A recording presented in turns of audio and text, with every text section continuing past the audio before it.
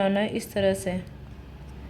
ठीक है, golden ratio के लिए आप धागे पे किसी तरह का कोई ब्लैक काजल या काजल भी लगा सकते हो, लाइनर भी लगा सकते हो, ताकि आपकी जो ड्रॉ करोगे वो आपको दिख सके।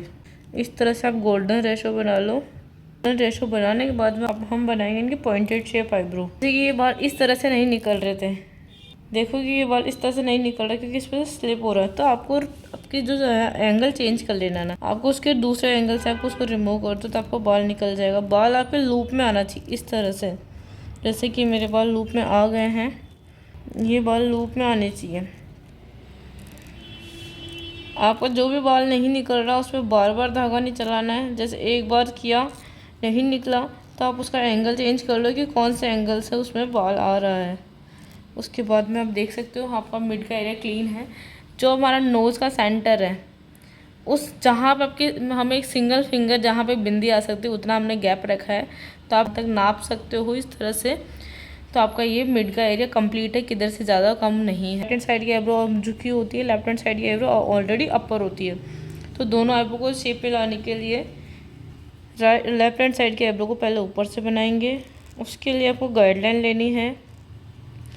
गाइडलाइन आपको इनर कॉर्नर से लेना है, जैसे कि अभी मैं ले रही हूँ। उसके बाद में आपको पॉइंट शेप देना है। अपना पॉइंट इस जगह पे होता है हमेशा, पॉइंट आप देख सकते हो इस तरह से पॉइंट आपको देख लेना है।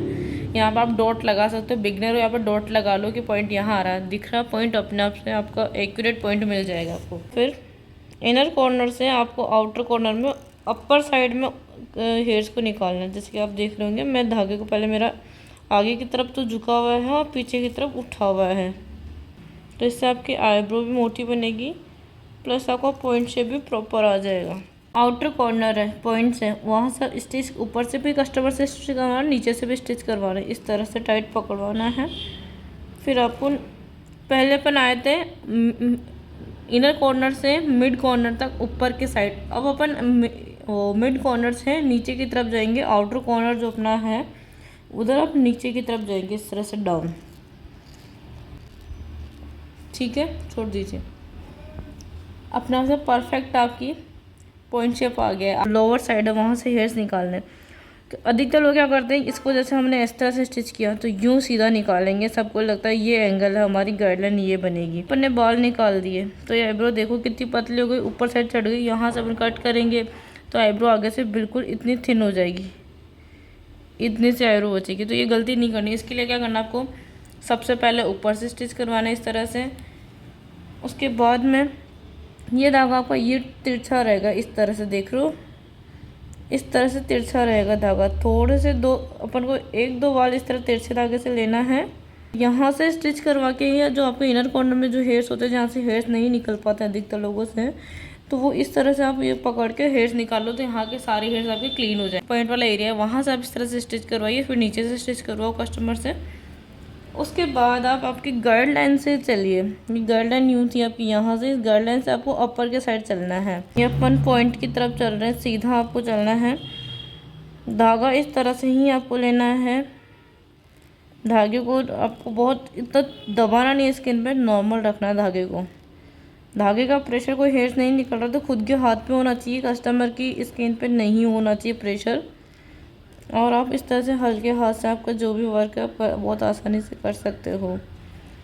उसके बाद में आपको जो भी एक्स्ट्रा हेयर्स दिख रहे हैं वो सभी हेयर्स निकाल दीजिए इस तरह से। जैसे कि अब हमने पॉइंट वाले एरिया पे आ गए यहाँ पे। अब हमें यहाँ पहले हम इनर कॉर्नर से ऊपर की तरफ आए थे, अब पॉइंट से अपन नीचे की तरफ जाएंगे। तो यहाँ से आपको धागे को नीचे की तरफ झुका लेना है ना इस तरह से, ठीक है। और ये जैसे इतनी लूज स्किन है तो इसको लूज़ नहीं रखना है, थोड़ा सा टाइट पकड़ना है और हल्के हाथ से निकालना। देख लो मेरा जो धागा बहुत हल्का है। कस्टमर के बाल निकलने का आपको फील होगा, लेकिन स्किन पे जो धागा चुभेगा ना उसका दर्द नहीं होगा। ऐसा फील नहीं होगा कि मेरी स्किन भी इसमें में कट लग गए हैं। आप इस धागे को लूज़ रखोगे तो ऐसा बिल्कुल भी फील नहीं होगा। आप पहले इस तरह से मोटी आईब्रो बनाइए, फिर आपको कुछ लग रहा है कि मुझे कस्टमर से आप पूछिए कि मुझे कितना पतला करना है, तो कस्टमर कहता है नहीं थोड़ा सा और थिन करिए, तो उसके बाद में आपको क्या करना है, जैसे कि हमें ये वाले हेयर्स एक्स्ट्रा हैं तो इनको यहाँ से स्टिच कीजिए। नीचे से स्टिच की दो टाइट, और उसके बाद में आपको जितने भी एक्स्ट्रा हेयर्स लग रहे हैं आपको उनको एक एक करके और सभी हेयर्स रिमूव कर लीजिए। आपको एक एक हेयर से निकालने हैं, एक साथ बंच नहीं निकालना है। एक साथ बंच निकाल दोगे तो आईब्रो पतली हो सकती है, तो आपको एक एक बंच एक एक हेयर से निकालना है। आईलिड पे यहाँ पे हेयर्स है, देखिए अब कितने सारे हेयर्स बचे हुए हैं।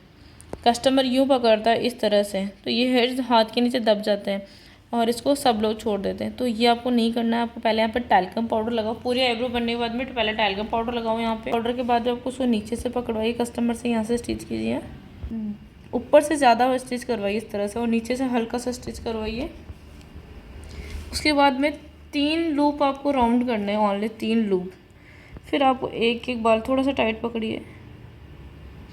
जैसे इनकी स्किन बहुत पतली है तो आपको एकदम हल्का हल्का, जैसे देख रहे होंगे आप मेरा क्या, मैं जैसे सिंगल बाल निकाल रही हूँ तो मेरा जो बाल निकाल रही हूँ मैं उसी पे ही मेरा धागा चलेगा। देख रहे होंगे इस तरह से आपको, क्योंकि यहाँ पे बहुत ही पतली स्किन होती है और यहाँ के हेयर्स निकालने में ज़रूरी होता है, क्योंकि ताकि जैसे कोई ब्राइडल हो या किसी के घर में कोई फंक्शन हो, किसी को तैयार रेडी होना, मेकअप करवाना है, तो इस तरह से जो बाल रह जाते हैं ना तो उसमें आई मेकअप अच्छा नहीं होता है।